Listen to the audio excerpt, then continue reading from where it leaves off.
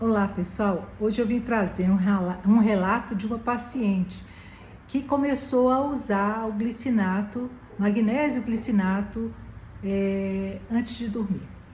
Então ela começou a tomar esse magnésio, relatou melhoras no relaxamento, no sono, um sono mais profundo.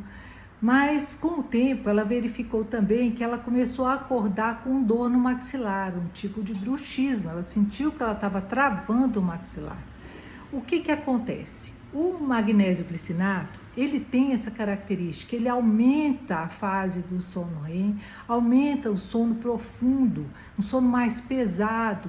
E com isso, se a pessoa tem tendência a bruxismo, ela, com esse peso, com essa densidade maior de sono, ela não vai mudar de posição. Se você não está tomando nada, se você não está tomando nenhum relaxante, nem nada, o que acontece? Você faz a pressão e você acorda com a pressão e muda de posição sem perceber, muitas vezes sem acordar, são os pequenos despertares.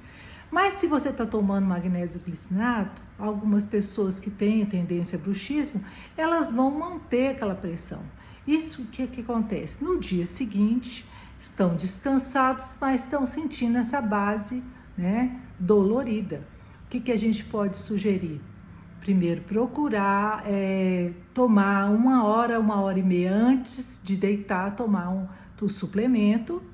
Outra coisa que a gente sugere, fazer o exercício de manter a língua no céu da boca para relaxar o maxilar, ou então até substituir o magnésio glicinato pelo citrato, porque o citrato ele dá um certo relaxamento, mas não mantém por muito tempo, você só adormece, mas não deixa o sono tão profundo, você vai ter a sensibilidade de mudar na hora que você pressionar os dentes. Mas uma coisa muito importante, se você tiver tendência a bruxismo, tendência a esse apertamento dos dentes, você deve procurar um dentista, um fisioterapeuta para resolver este problema para você.